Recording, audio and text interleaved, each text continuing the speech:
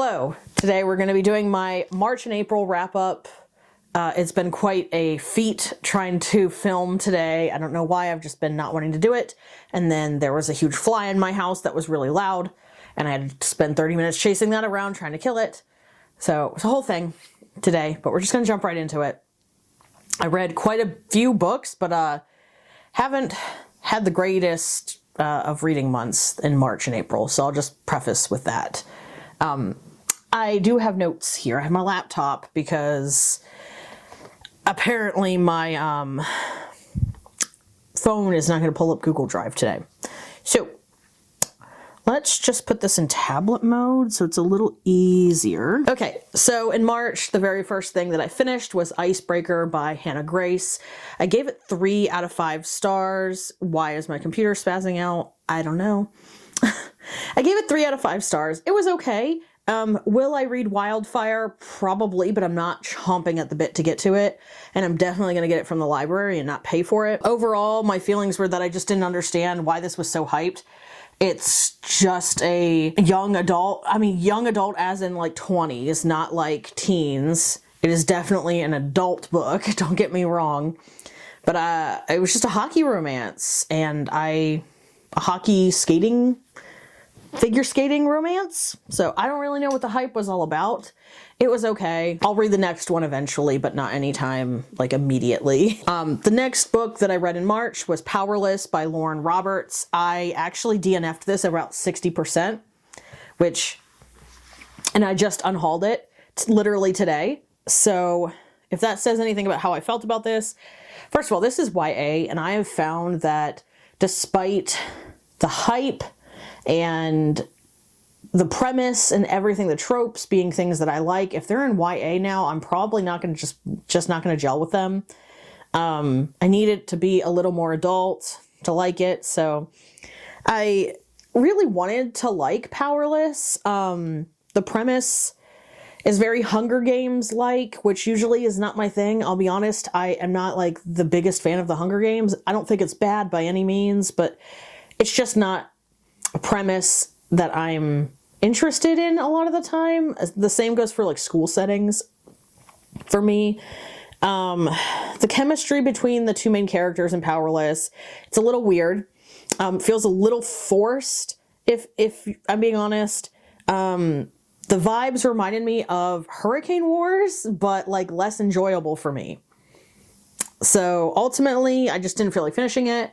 I found myself not wanting to read when I was picking this up, so I did DNF it. So I did rate it because I got to 60%. That's my rule. If I get over 50, generally I give it a rating. If I DNF, I did give it 2 stars. I didn't think it was like the worst thing I've ever read, but it definitely wasn't like worth finishing for me. Then I read an arc. So this was Colossus by Ryan Leslie. I gave this a 3 out of 5. It was good.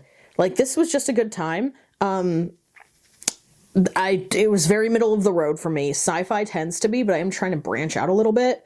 A little bit slow pacing in the middle of this one. Most of the action is at the very beginning and then the very end.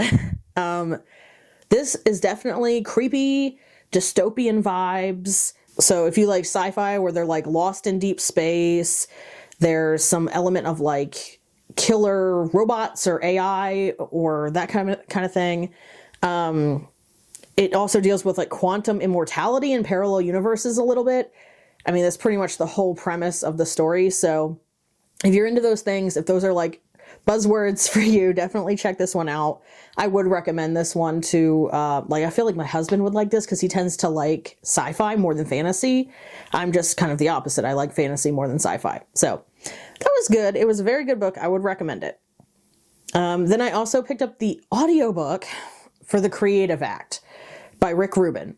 I DNF'd this about 15% of the way through. I don't know why this is getting so like blasted on the internet, like in a good way. Like, I don't know why people are hyping this up. I think that this book is full of empty platitudes. The audiobook is just weird. There's like a bell sound. It feels very like meditation, guided meditation-esque. It feels like you're listening to like a book full of positive affirmations, but are ultimately like it's just obscenely long too for how little depth it has. So like, I think the basic idea of this book is great, but I don't think the author even attempts to go beyond the base level of the concept of this book. So it was a no for me. I DNF'd it at 15%. Then I read some manga and graphic novels. I read Villains Are Destined to Die #6, gave it 5 out of 5. I don't have a whole lot to say other than this continues to be great. I can't wait to see where this is going to go. And yeah, I'm loving it. It's fun. Quick read, very fun. Love the art. I also read The Ancient Magus Bride 6 and 7, gave both of them 4 out of 5. Still very enjoyable.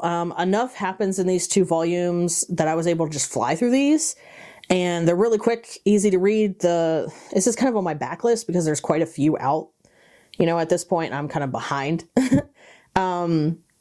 The character development is slow, but there's enough happening with that I am not annoyed. So that's good. Pacing is good. Part of the thing that I really don't like about the series so far is the stakes are like simultaneously really high, because like literally people could die from the get-go. And at the same time, the characters are just like, oh, we'll figure it out, like no big deal. And like, it gives their problems a weird vibe because you almost like know they're going to work out, and nothing seems to be like immediate. Like there's no emergencies. And it's just really weird because they almost don't seem to care very much. So just keep that in mind. That's a weird thing I'm noticing, but that's not unique to this manga. So I'll say that. I also read Witch Hat Atelier #3 and 4. I did give these also 4 out of 5 stars. These are really fun. Still super cute. I like that we're seeing a lot of growth with the side characters, which is something that really doesn't happen a lot in manga. So that's good. I am enjoying this. I'll keep reading it. I'm getting it from the library, so no sweat there. I also read Kaiju #8. This is volume 9. Gave it a 3 out of 5. It's all right. It's just the middle of the road. I'm still going to keep reading them because I do enjoy the characters, but I find it really trope heavy, and not always in an enjoyable way, to be honest with you. I don't really like when a main character has that like stupid but kind or like stupid but lucky trope going on in manga. So I find it really overused in its plot armory, and I don't know. I find the premise here really interesting, and I'm going to continue reading this, but I'm not getting my hopes up. I also finally read Saga Volume 11, so this is the most current one that's out. Gave it 5 out of 5. I don't know what to say here other than it continues to be fucking amazing. I am very sad because of how Volume 10 ended. I don't want to spoil anything, but this isn't really a spoiler because this series is full of this, but somebody dies at the end of Volume 10, presumably, and you find out that they are in fact dead. Sorry if you didn't want to know that. I had my hopes up there that it was just going to be a cliffhanger and it wasn't actually going to result in that. Yeah, they're dead. So that's sad. And I used to like the Will because I was like, oh, he's going to get a great redemption arc, but he just turned out to be a huge piece of shit. And I guess it goes to show that sometimes bad people just become worse, to be honest with you. So not a big fan of the Will anymore. And yeah, liking this though, obviously. I also read Vox Machina Origins Volume 3. I still really like this. This is not anything groundbreaking. This is literally just a graphic novel comic adaptation of Vox Machina. So nothing groundbreaking there, but it's good. It's fun, and I like reading it. All right, so we're going to move into April. So in April, I read, I think, significantly less so far. Month isn't quite over, but we're basically there. So the first thing I finished in April was a Fate Inked in Blood, and I gave this 4 out of 5 stars. This was okay. It's pretty good. I liked it a lot. I liked the ending specifically. It didn't, like, that made me want to read the next one for sure. A lot of people have been mentioning the pacing of the middle of this being kind of off and like slow in the middle. And that's true. I felt the same way, but overall this was a good time for me. I like the characters. I like the chemistry between the two main characters. The ending was unexpected. Wasn't expecting that. So I'll definitely be picking up the next one. It didn't like, I wasn't like blown away by the ending, but it was unexpected. I was not anticipating that being the case. However, the little twist, if you've read it, you know what I'm talking about. If you don't, there's a twist at the end, a twist. It's really, that was really predictable to me. Like the whole time the character's trying to figure out essentially who the traitor in their clan is, and I am not at all surprised by who it ended up actually being. And I feel like all of the signs were there. Like I knew this at like 40% of the way into the book that this was going to be the case, but the ending itself was still a little bit of a surprise for me. So that was pleasant. And then I also read The Ancient Mage's Bride 8 and 9. Basically the same thing I said earlier. Still feeling the same about that at this point. I'm gonna keep reading it. It's just kind of like a light and easy palate cleanser for me. And then I read an arc. I read The Woods All Black by Lee Mandello. Gave it a 3 out of 5. Look, it's very short, quick read. It is horror, technically. And I enjoyed the setting and the theme of this book. I think maybe I just don't enjoy Lee Mandello's writing and kind of like their tone, their voice, personally. I think horror, unless it is sci-fi horror, is just not for me. And this had a little bit of that, but I just felt very middle of the road about their previous books, and this one was the same. The premise gets me every time, but if you like horror, I would check this one out. But it was just okay for me. I don't think I'm going to pick up any more of their books, to be honest with you. And then I finished A Touch of Chaos by Scarlett St. Clair, because I needed to read at least this one. I needed to finish this series before Imaginarium in June. So I did read that. Loved the conclusion of this series a lot. I gave this a 4 out of 5 stars. The ending did kind of speed up real quick there at the end. It kind of feels like it comes out of left field a little bit. I've seen other people mention that, but I was happy with the way that it ended. Personally, I'm not a fan of reading like massive battles. That being said, I did like, Kingdom of Ash has a big battle at the end, but like, I liked that. But sometimes, in this case, because this is primarily like a romance, it's a fantasy romance, but it's like primarily a romance, I wouldn't have appreciated a humongous battle all at the end. And I'm very happy with the way it ended and the way things went down. It felt very true to the way the characters are. Very true to how Hades is, as opposed to being like, he's not a war god, you know? Hermes in this is on 100%, and I loved every moment of it. I annotated this book a little bit, and pretty much all that I annotated was Hermes. So, the spicy scenes I thought were still really good. Some of this felt very true to Greek mythology and very gruesome, and how Greek mythology can actually be. Thesis, I think that's how you say his name, is the worst, literally horrible throughout. He deserved a worse ending. I will say that. But overall, good time. The next one I read was also another arc, and this is The Emperor and the Emperor and the Endless Palace by Justinian Huang. I gave it a 2 out of 5. Very short, I will say, but where do I even start? It's just not for me. I don't know. I feel like it's being marketed more as like a romance when it's really like a fantasy with some erotica mixed in, because there is plenty of adult content in this book, but very little of the romantic type. So like chemistry is lacking. It is not a story of love. First, well, kind of, like not in a good way, I guess is the way to say it. So I wasn't really like, a lot of people were thrown off by like how, I can't think of a word other than graphic, but not like, they use very interesting verbiage in some of the erotica scenes right at the start. And that didn't really bother me that much. I found it a little funny, but it was fine.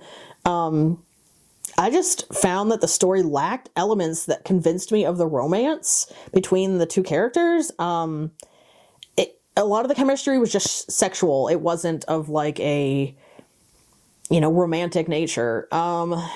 So you get a lot of exposition right at the start, not a lot of background information. It can be a little confusing. This overall just was not for me. It took me a long time to read it because I didn't want to pick it up. For how short it was, that was not fun for me. So, I think I gave it, a 2 out of 5, like I said. Okay, so then I read another arc. I've been trying to catch up on them, but I am really behind. I read Otherworldly by F.T. Lukens. I gave it a 3 out of 5. This is good. It's fine. Like I said earlier, I think YA is just not for me anymore. This has a lot to love, though. So it has queer romance, non-binary representation. It's light, easy to read. The fantasy and the magic system is pretty easy and on the lighter side. Kind of has cozy vibes. It has a grumpy sunshine trope and found family. So overall, I thought it was cute. The audiobook is pretty enjoyable in case anybody's wondering. And once the romance started to pick up, aka the characters started to catch feelings for each other, it's a told in dual point of view. The plot was just kind of playing second fiddle, and I found myself more invested in the characters than the outcome of the plot. So, something to be aware of if you're not a character-focused reader. I have a couple more. So then I read Feybound by Sarah El Arafi. I also have the final strife by her. That's what I was looking at just now. I read Feybound. I was really excited for this book, y'all. I gave it a 2 out of 5 and I DNF'd it around 40%. I found the premise and the descriptions for the world, especially the Fey world, very interesting and fun. The characters were very two-dimensional. Lettle, the main character's sister, felt more like the main character, which was kind of weird. It was just a little bizarre. You basically have two main characters here from the way it feels. The romance element felt really hollow, forced. Overall, this didn't feel adult. This felt very YA.